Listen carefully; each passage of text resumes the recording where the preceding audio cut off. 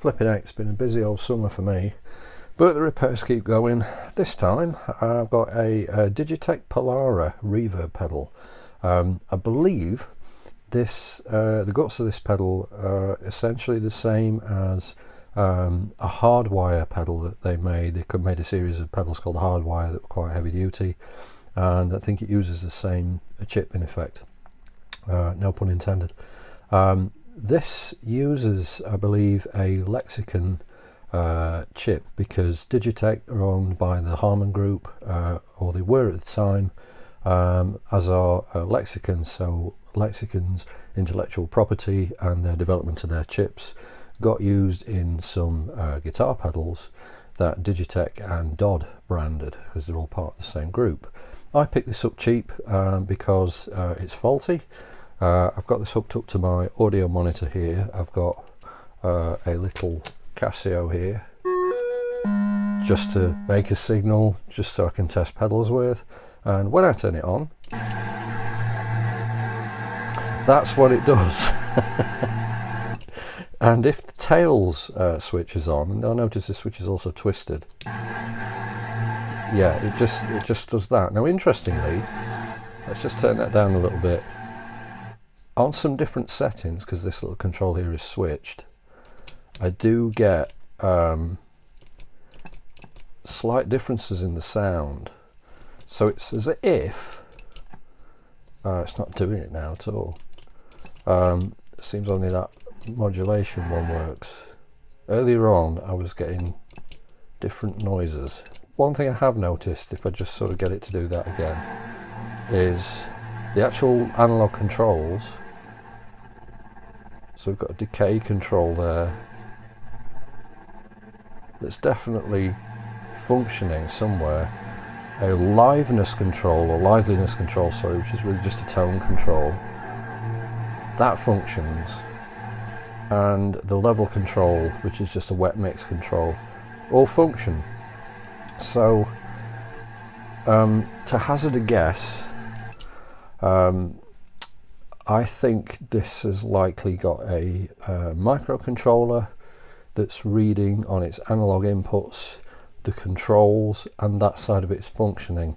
It sounds almost like the actual effects chip. I think they called it the Lexi chip, with the Lexicon DSP and algorithms on. The actual DSP chip, I think, might be functioning. I wonder if we've got a fault with the analog to digital conversion on the audio side, and the digital signal that it's sending to the DSP chip then gets processed, then gets sent to a DAC chip, which gets routed to the stereo outputs. Something is going wrong at that stage, because yeah, it's curious how you can hear the effect of these, and as I say, in a couple of other settings,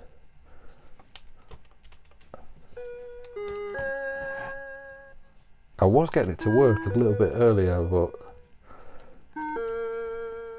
and the mixer, whether it takes the straight analog input, buffers it and mixes it to the output, or whether it digitizes it, I'm not sure. There's something.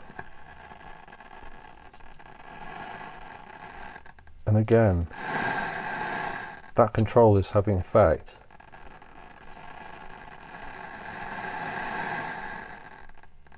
So I think the microcontroller, obviously again controlling the bypass as well, because we've got this tails mode, which will, when it's functioning properly, I think that means when you turn it off, the reverb tail will keep decaying as they should. If you turn that off, it will just cut it dead, which sometimes you might want, but mostly I find that really annoying on pedals. I'd rather than carry the decay of the effect across.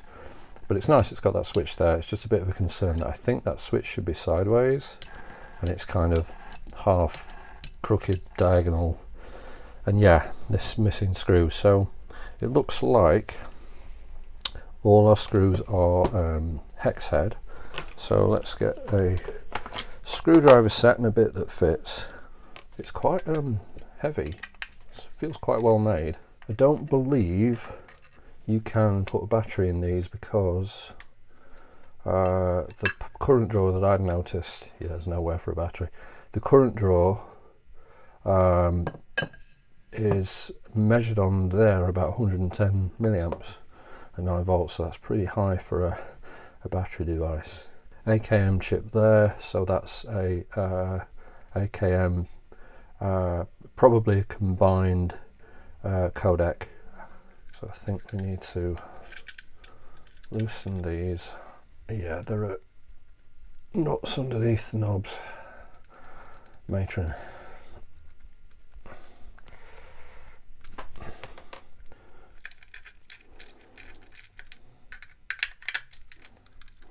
So the switch has got a washer underneath that's quite chunky, and that feels like that switch is actually on a wire, not fixed to a board.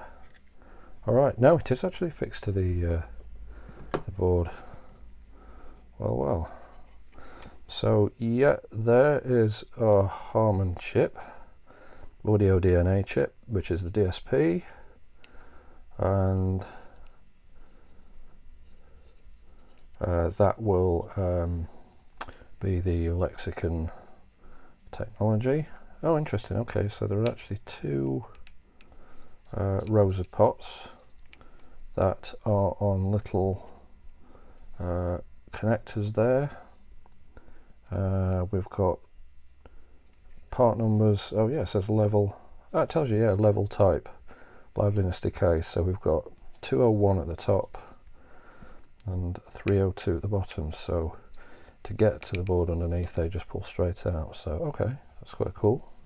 We've got a little inductor down at the bottom there, next to a big capacitor. So this is probably something to do with power. The little inductor there has got a lot of probably silicon around it to stop it ringing. So that might look a bit weird at first, but that is normal. That's just to stop it oscillating. Alright, I took a little bit of a break from this to do some research on this, to look up some data sheets and things I could find. I'll start by saying the chance of me getting an actual schematic for this from Digitech is slim to none. Part of the reason is that in the UK at least, Digitech have actually, in the past couple of years, actually changed hands in terms of distributor.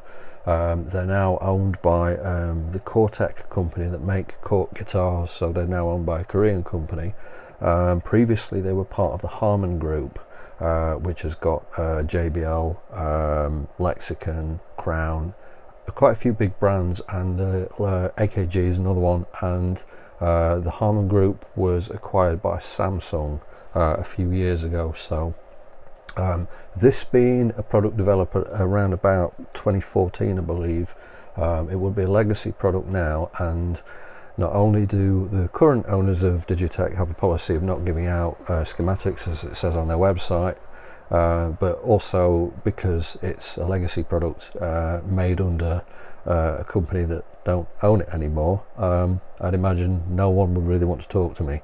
And also because this uses proprietary technology in its DSP, in the chip that I pointed out earlier, there's not going to be any kind of external data available like you'd find for something like an analog devices chip, for example. So in the case of, say, a previous repair like that Nuex pedal that I did, which had off-the-shelf components with custom programming and design, and the company themselves were happy enough to give me a schematic for a legacy product because I went directly to them.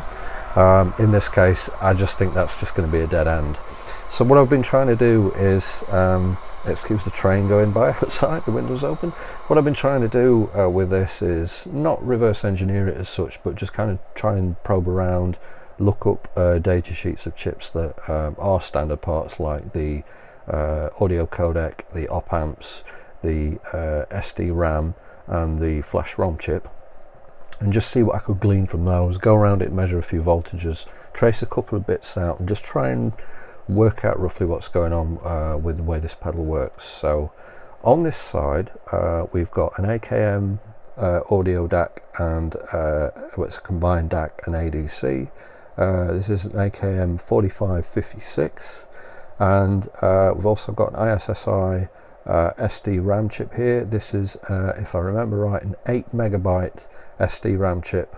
So this will store the buffer of audio that is processed through the algorithm on the DSP chip. So that would hold, say for example, you've got a 4-second reverb, that would hold enough frames for 4 seconds of reverb to be cycled through the algorithm on the DSP chip for every frame, and then it will be pretty much a one in, one out process. So as the new data comes in from the DAC, that buffer will constantly keep moving, if I understand correctly how that works, and that will constantly get cycled through the DSP, processed through the algorithm, then processed or sent out to the ADC and DAC, and sent to the output. This chip here, made by a company called Spansion, I lifted the label a little bit to look at this, is a 4 megabyte flash ROM, so that would hold the algorithms, of which I think there are, is it 1, 2, 3, 4, 5, 6, 7, counting off the front panel next to me, 7 algorithms there that would be addressed when you turn that selector dial on the front. Then you've got your what they call the audio DNA, the actual DSP microcontroller, so that will be a microcontroller with a DSP core. And I followed it out to see what's reading these pots. It's not a separate microcontroller, it's all on the audio DNA chip. So this is quite clever. This one that I thought was a switch is actually a it is a pot just the same as these two, but it's got detents on it, so it means it gives a really reliable kind of narrow window of resistances, and these three are read by a small analog to digital converter on the DSP, so that's probably got maybe 4 or 8 ports, maybe more, for reading analog voltages, and that samples the voltages from these 3 ports. This one is a dual gang pot because that actually processes an audio level, an analog audio level, so it's just a volume control for the wet signal, for the process signal. What I was a little unclear on is if the dry signal is actually passed through the DAC and out, because it says in the manual for this it's got true bypass, which is where you've got the relays when it's in bypass mode, but there's no audible kind of thump or gap or pop in the audio when you switch it in and out, in the dry signal, that is. So I think what it's actually doing is just turning off the wet signal, and I think the it possibly switches the dry signal through a buffer, but we've got 5 op amps on the back going on this. I think we've got 2 for input, 2 for output, and we've got this one down here. So they may be doing something quite clever with mixing. That also is reinforced by one of the positions on this selector. I think it's the reverse mode. There's a little delay before the dry signal drops significantly, and I think what it's doing is there's probably an output on the DSP which sends a signal to a muting transistor, so it's pulling a transistor low to mute, or almost mute. If I crank the monitor up I can't hear it, but almost mute the dry signal. There's a little delay before it cuts in, as if it takes a moment to recall in the algorithm and then do what it needs to do to mute that in the reverse delay mode. But I don't think it's going through the DAC. I think it's buffering and mixing it in the analog domain. I think the only thing going through the DAC and ADC is the wet signal. So I think that's how it works. It's a little unusual in voltages, in that the logic seems to be 3.3 volts. Definitely the DAC, I'm sure the RAM and the ROM will be, and the DSP. But we've also got I think about 7.4 volts on the input op amps, and actually 14.4 volts or so on the output op amps. So that makes sense that there's a couple of coils like this one on this, because we've got a voltage doubler circuit. There's a couple of very tiny packages down there that might be a little tiny regulator, tucked right down there. There's a couple of very tiny packages I can see between the sockets right down the bottom of the board there, which might be little tiny MOSFETs. There's a big capacitor here as well. Again, I'm not certain what that's for, but yeah, we've got this big 1000 microfarad capacitor, and parallel across that are a couple of small ones there. So we've got a voltage doubler circuit to drive the 4580 op amps at about 14.5 volts. They've actually got an upper limit, I've been reading on the data sheet, of about 16 volts, so it runs them close to the limit. Maybe it keeps noise down, maybe it helps with the higher impedance, I'm not sure. That's the way they've chosen to design it, all cool. But all voltages do seem stable. Again, looking online, I've found a few people that have complained that these have got high current draw, and they've had trouble with getting them to function properly on kind of ordinary guitar power supplies. This one is drawing on average around about 110 to 120 milliamps. The manual says it should draw around 75, but I've seen other references that say it should draw around 125. That again is leading me to wonder what the fault is, and I think I'm looking at the ADC and DAC. The reason is, initially I thought this could have been one of 3 or 4 things. Could be the ADC DAC, could be corrupted RAM, faulty RAM, could be a corrupted ROM, could be faulty DSP. I feel like I've ruled out to myself those few things, because when you first apply power to it, if you can see that it does a little flash sequence that it's doing a boot up sequence, and it's now drawing 110 milliamps even though it's not actually enabled. It's now actually running.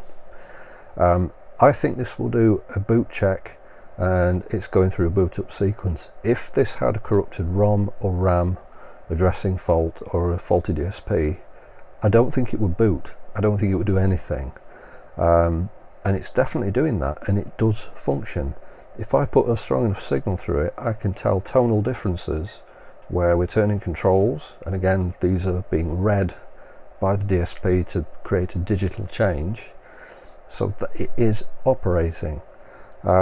I think again, if we've got any corruption on the digital side, I think it would fail to work completely. The chips wouldn't talk to each other, it would lock itself out and fail its boot process. But it's going through that fine. When I set different settings, there is a tonal change. So again, it feels like it's working right. I have scoped out the digital in and outputs and the analog inputs and outputs on this DAC because I've got the data sheet. In fact, I think I'll do that on here just to show it.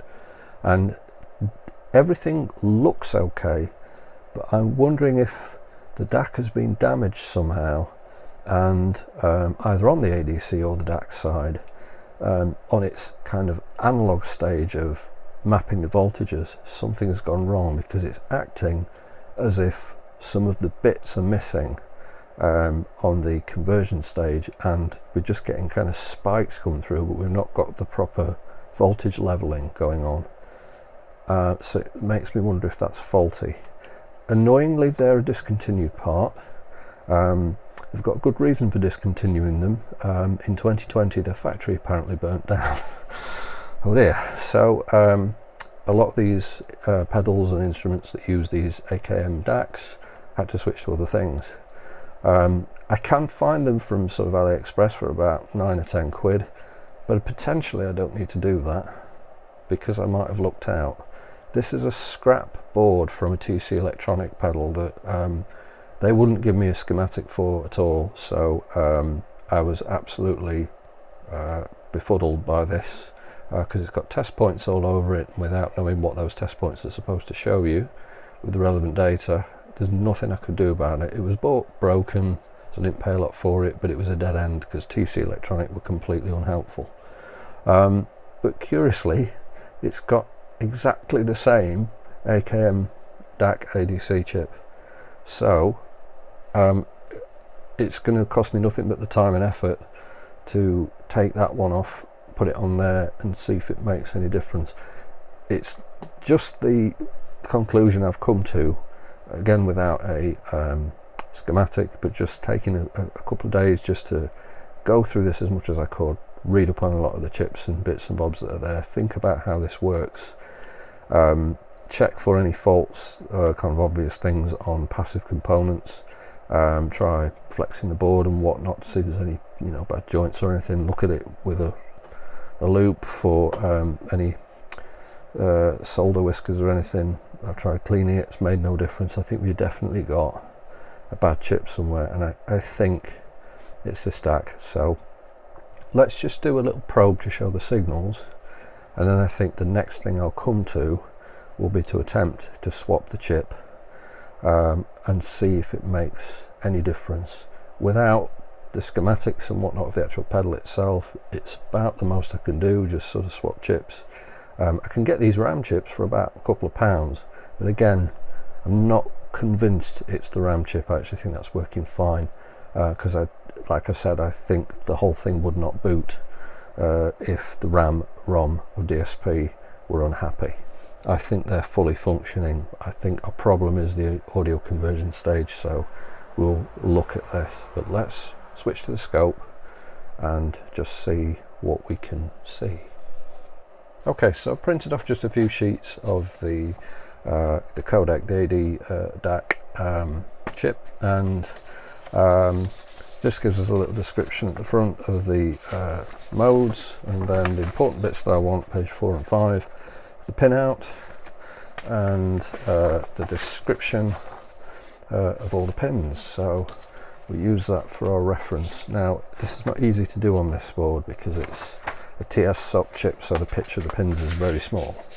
So it's it's not easy to get a good connection with the scope probe, but we'll certainly have a go. So just going to make sure the scope is set up in an ideal way.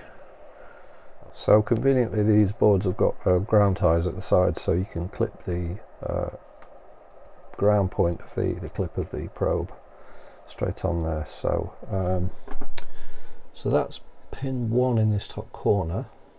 But first thing I actually want to look at is the data pins. Now we've got a serial data in and out, and it should be I2S format. A fancier oscilloscope could decode the I2S. I've got a logic analyzer that could probably decode the I2S as well if I wire in the bit clock, master clock and left right clock, and the serial data input and serial data output to it. That could probably decode I2S format for audio. That's going to be really difficult to solder fly leads to these tiny little pins, and a little bit overkill, I think. I just want to show them on the scope, but we'll still be able to see that we have got data there with a full voltage swing. So for example, if I look at pin 13, we can see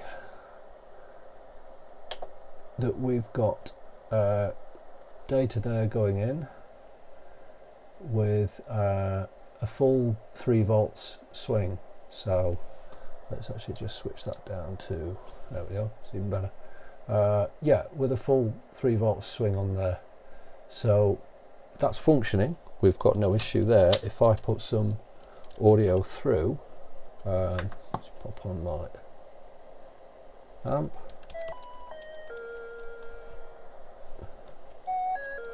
Sometimes, yeah, you can kind of see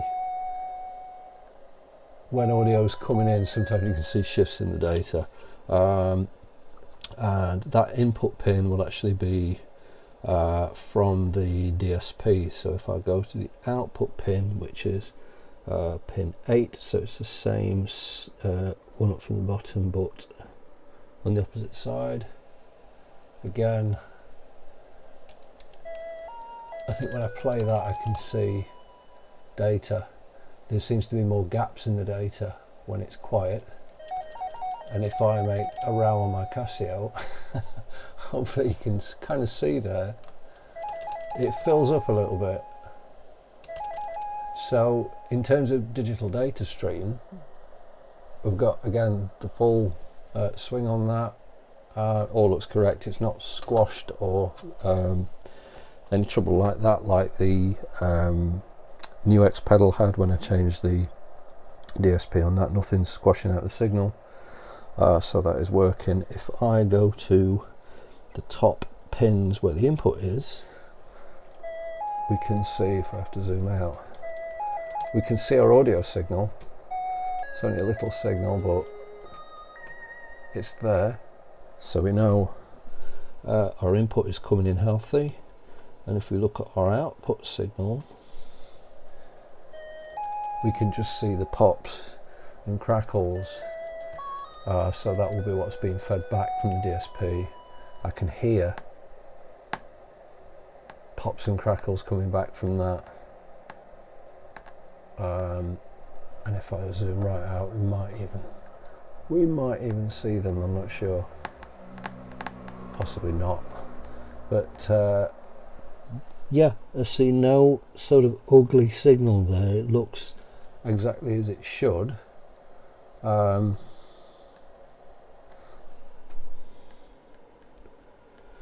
Although interestingly, if that's the left output, that's got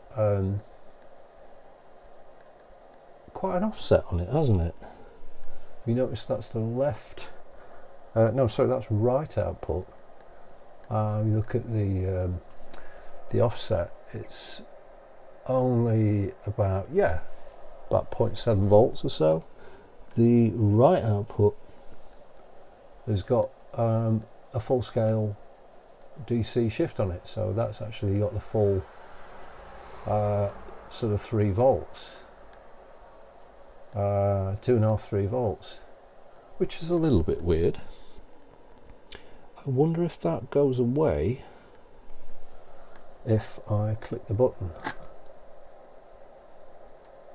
Yeah, interesting. So if I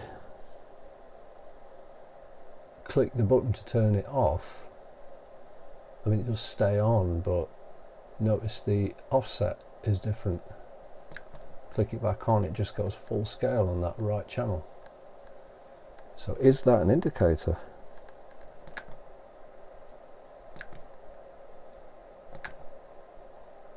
That's the right channel. That actually comes down a little bit. No, they both have an offset of about 1.58 volts when it's off. So again, in terms of data, that's a clock. That's left-right clock, I believe. In terms of data, it's serial data pin 13. Yeah, so with no data going to it, which will be from the DSP when it's turned off.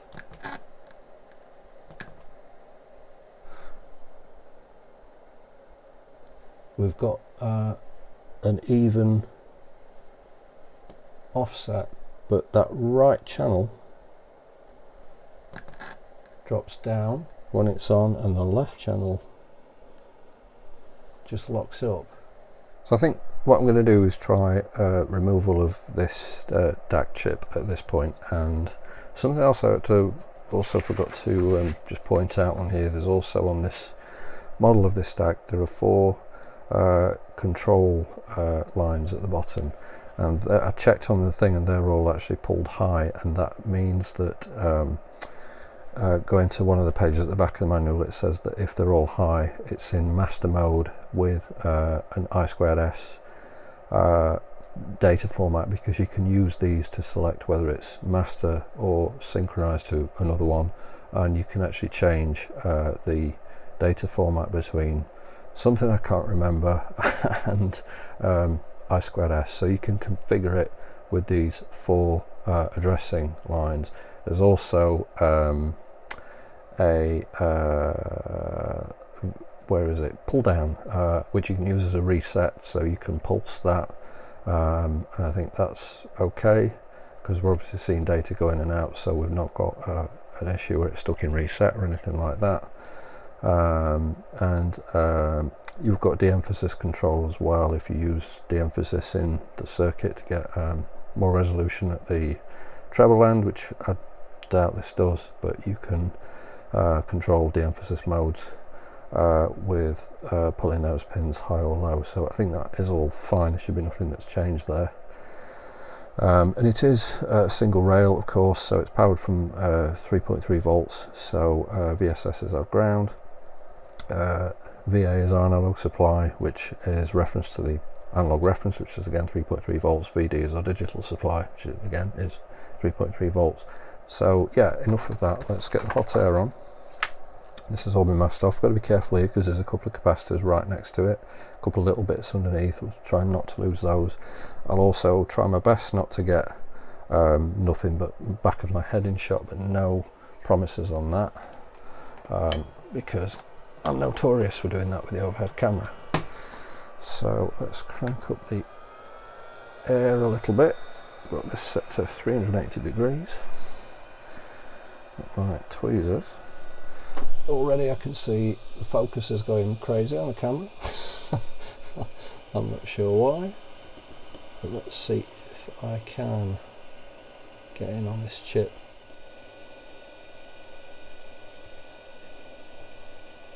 There we go. I didn't prepare anywhere to put it, I'm just holding it in the tweezers. I'll drop it on this mirror so it's at least on a flat surface. There we go. While it cools down. So you're down, we'll have you back on there, thank you very much.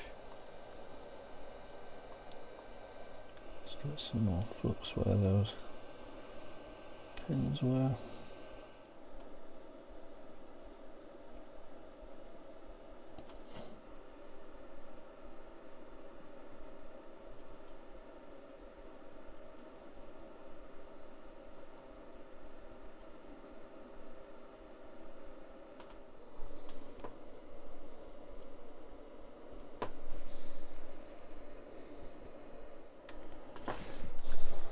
Yep, that all looks pretty good.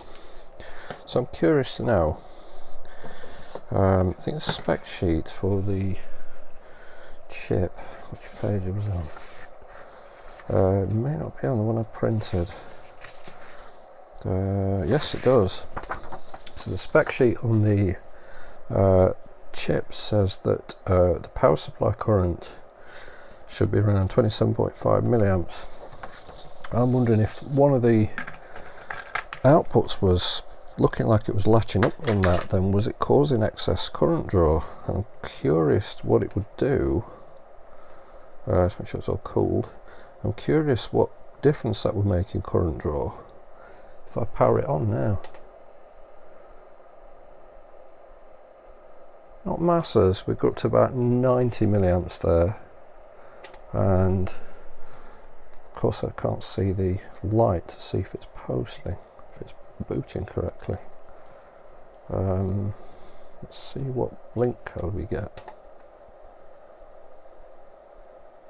Interesting, so it only does one beep there and it won't come on, so it knows that there's no DAC because it's not seeing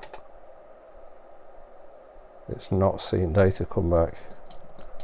Notice it won't come on, so yeah, I mean the current draw is of course lower, but we're still, yeah, 80-90 milliamps without the DAC, but it knows that there is no DAC there because it's not seeing the data come through to the DSP. So yeah, it does do boot checks. Right then, let's see if we can take this donor chip from this board.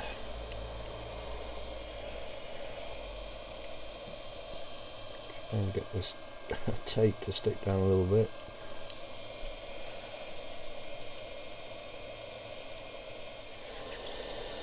There we go. Oh, that took some doing. Alright, the chip has been soldered on. It's amazing how little solder you need for these TS SOP chips. because the pins are so fine pitched. I was getting a bit of a bridge at one point, even with loads of flux, so I just ended up using a little bit of the braid and getting that out, and it's gone on okay. I haven't tested it at all yet. The first thing I want to know is, does it boot? If we get that same flash sequence that we got when I first got it, then I know we're halfway there. But again, I've no guarantees that this is even going to fix the fault. I don't know. So a bit of a tangle here, because this has been twisted back and forth several times. Just make sure nothing's sort of touching. That's okay to sit there. Let's just see what the LED does and what the power supply does when I put the power on. Well, that looks good. We're drawing about the same current that we were before, 110 milliamps. It comes on, so that's a good sign. Let's put some audio into it. It's still the same. Oh no. So it's still the same. I can hear like a beeping noise sometimes when I change some of the patches. That's weird. That's the reverse one because it still cuts. No, it's just the same. Ah, don't know where to go next then. It might be game over. That means it's not the DAC then. Could it be... I could change the RAM. I find it unlikely, but it will probably not cost me much to get hold of one to try it. Obviously I can't change the ROM because that's got proprietary data in, and I can't change the DSP because that's a proprietary DSP. If that was an Analog Devices DSP I could try it, but is the likelihood then that it's got a bad DSP? Alright, so in this tangled mess of stuff I did a little bit more testing and kind of messing around. I actually tried heating the RAM chip and around it just to see while it was running if it would make any difference, and I did notice that if I heat the RAM chip the sound does change, and I managed to hear through the static that it's making in that modulated position where it seems to make the most noise. The sound changed to a point where when I was playing the Casio through it, I could hear the tone of that in the trails. When it's turned all the way up, when the decay control is turned all the way up, it's supposed to sort of continuously oscillate the reverb, almost like a looping delay.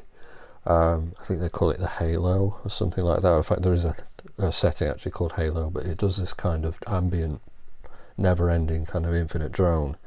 And I could hear the Casio through it.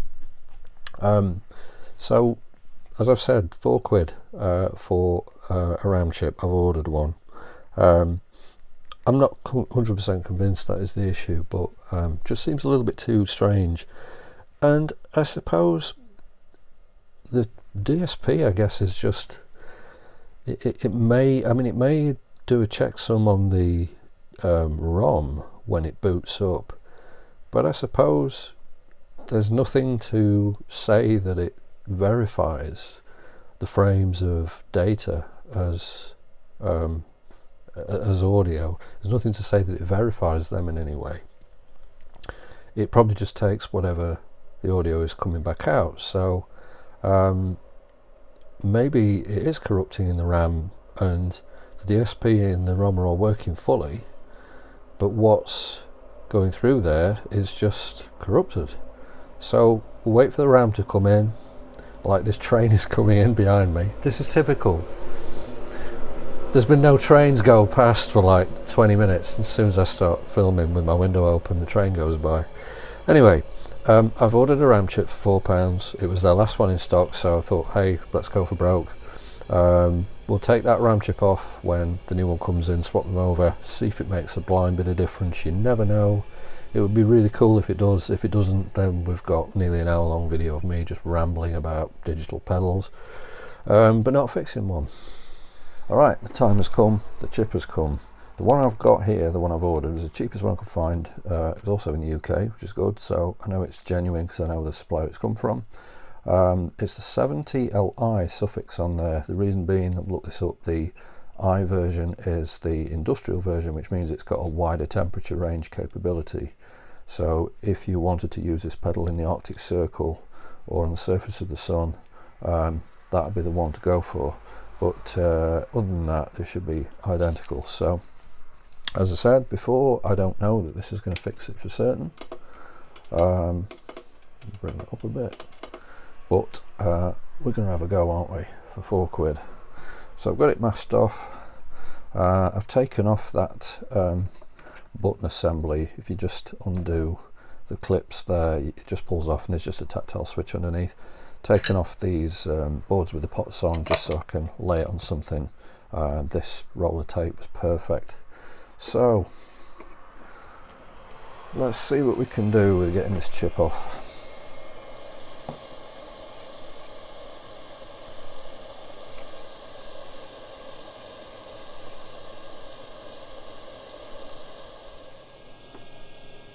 I was worried about losing this tiny capacitor under here. I think we've got away with it.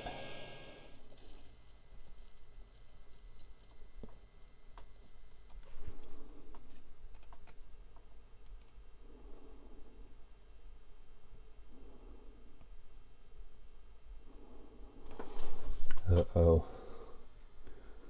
I think we're losing a pad there. Right, the chip's off. The board's been cleaned up. There is one pad around about here somewhere that has started to delaminate. I noticed it when I was dragging the solder braid to clean the pads a little bit. You should really drag them away from the trace, but I can't really do that in this area because this capacitor's in the way. So I did have flux on it and the hottest tip I could get, but yeah, because this is such a long chip, when you're trying to kind of lift it from one end, yeah, you've got to really kind of keep that heat going. So it was never going to be an easy chip to get off, but that trace is in place there. I've aligned it, it's okay, it's not flapping about. I think when it's still connected by the looks of it. It goes to a little veer in the middle.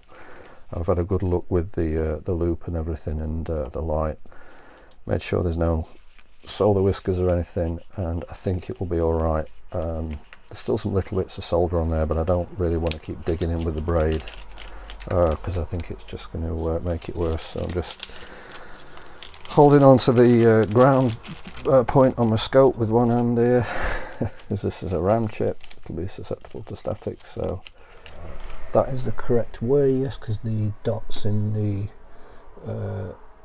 edge there, dot needs to go in this corner against this edge of the board. I didn't get clear footage of soldering the DAC because I mostly got the back of my head like that.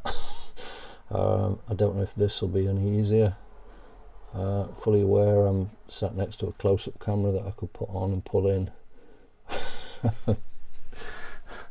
The bench camera, but I'm not completely happy with that at this point. The camera's great, it's flipping out. It's the stand, or the arm rather, that vibrates a lot, like it really shakes.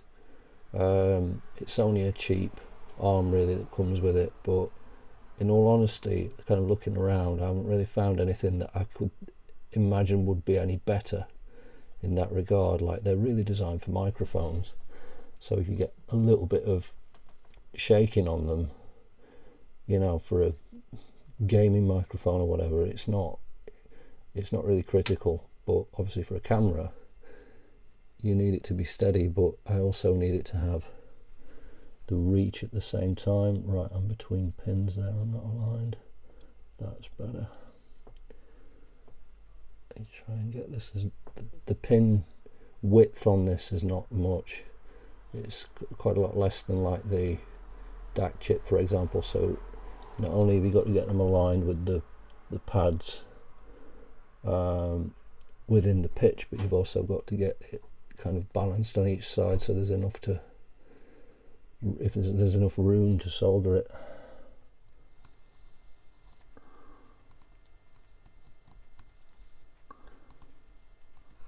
Alright, it's on.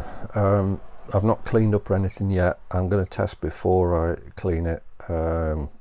It's been very difficult to do that. Again, I think because that direction, the pins are so narrow, there's not a lot of that pin length to sort of soak up the solder.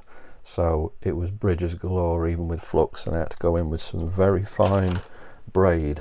I've got some really, I think it's about 1.5mm or something, Chemtronics braid, that's really good for going along the length of them, with a very hot, very fine point iron, and trying to get those little bridges out, solder bridges. And yeah, after absolutely drown them in flux. Probably just need one more look around the passive components there, just make sure I've got no bridges or anything there. I don't know that this is going to work. I've no great hopes for it. If it doesn't work by this point, I'm going to have to throw in the towel on this one. Alright, moment of truth.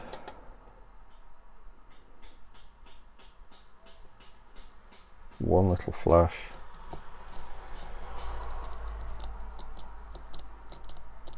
Now, what are we consuming? So we're consuming less current.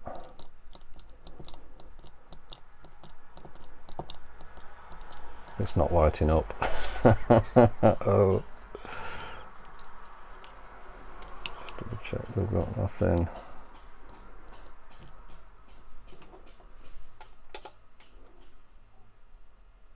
It's sticking at 80 milliamps consumption, and there's a brief, oh there's not now, there was a brief flash.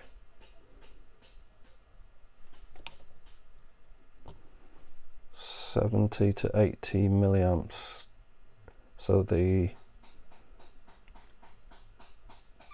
current draw is down quite a bit, but it's not coming on, is it? Oh, I thought it might do something. I feel like it's not booting. It's just stuck at 80 milliamps. It was going to about 110 when it booted before, wasn't it? Alright, finally busting out the bench camera here, the one on the arm. You can probably see the problem, because this has helped me see the problem. It's hard to see without these cameras, even sometimes with them, sometimes from the glare off the flux and everything, what's metal and what's not. But if I sort of shield the light slightly, do you see just above C102 there's a little bit of metal sticking under that leg? That, I think, is that pad, the one that was coming loose. I'm a little bit worried now that that is broken, but yeah, something's gone really astray there, and it's actually bridging those two pins out there. So they're actually data pin 13 and 14. From the top we've got ground, data pin 15, another ground 14 and 13, and then a voltage supply at the bottom, which is why this capacitor's here. You can see that comes in from that via just by my finger, and the other side of it goes down to the ground, so that's just a bypass capacitor. So these three caps are bypass caps for the voltage supply, because there's a few pins on this chip that take in a 5 volts voltage supply, or 3.3 volts actually voltage supply, I believe. So yeah, there's two data bits that are bridged together. I'm not sure what I'm going to be able to do here. I'm really annoyed that it's me that's buggered that up, not a fault of the pedal. I could try and heat that and try and get in it with, maybe lift the pin a tiny bit, get in it with a dental pick and see if I can just sort of gently move it aside, but I've got a feeling it might have broken off the trace.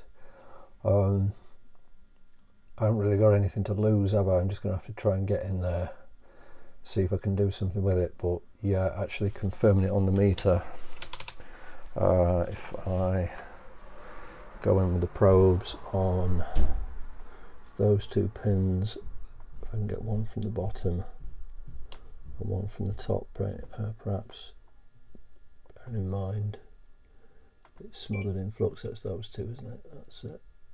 So that one and that one, See, they're shorted out. So I'm gonna have to fix that.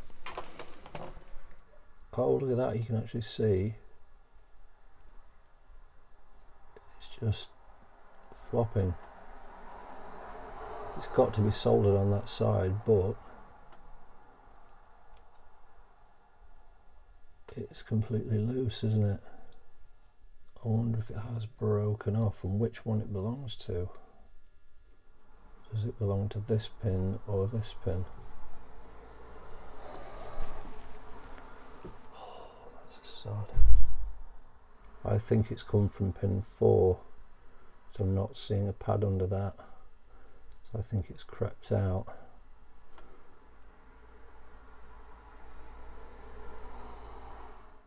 Yeah, I think it's crept out from this pin. It's bridged under that pin.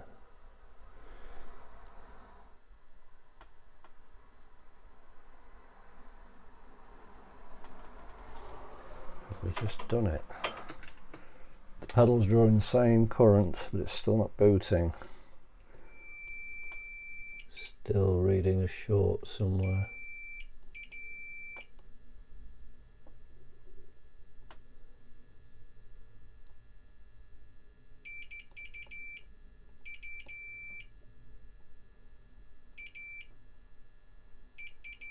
Now I'm reading shorts between all the data pins.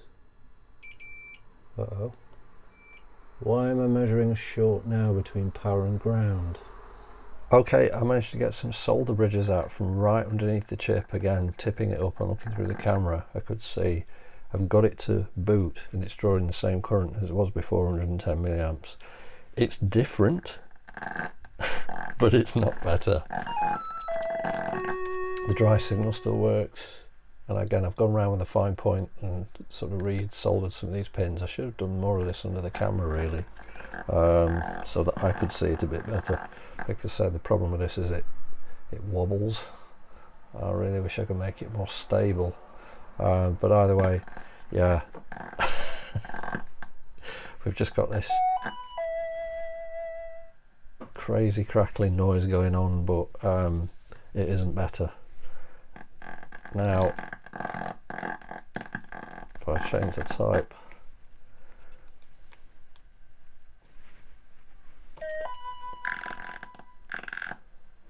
it's still changing that, definitely. You can hopefully hear the sounds. They're just sort of chirping out of that. It's getting quieter now. Yeah, my worry as well is that this pad that was sticking out is torn off, that it's not actually connecting the track. I could try hitting it with hot air, but I don't think it's going to solve it.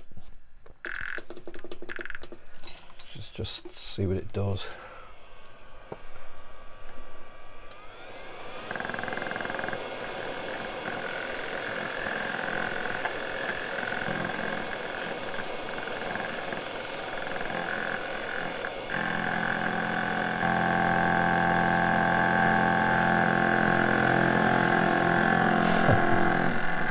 Makes it very angry.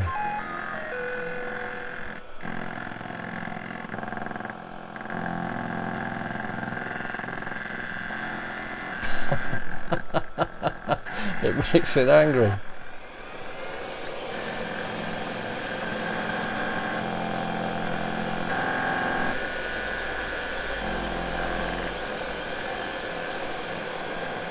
Loud noises!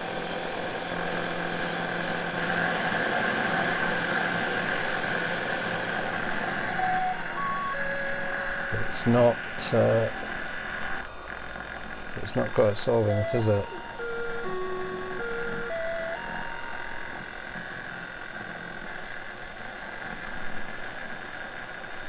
It's interesting how it changes the sound.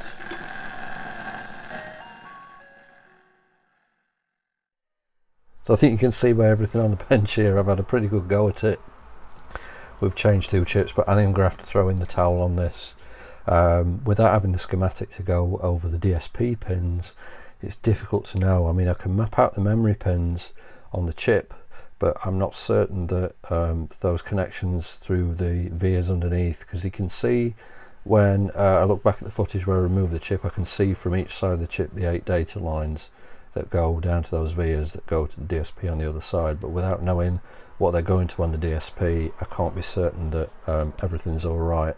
And like I said earlier, it's possible I've torn one of those traces, and I'd have to take the chip off to look and try and repair the trace, if that's even the issue, and it might not be. So you don't win them all, but I'm going to have to throw in the towel on this one. This won't go in the scrap bucket. If I manage to find a schematic or another one or something at some point, maybe I'll be able to use some parts perhaps, but yes, it's destined for that. So yeah, that's as far as I'm going to go with this, but thank you for watching.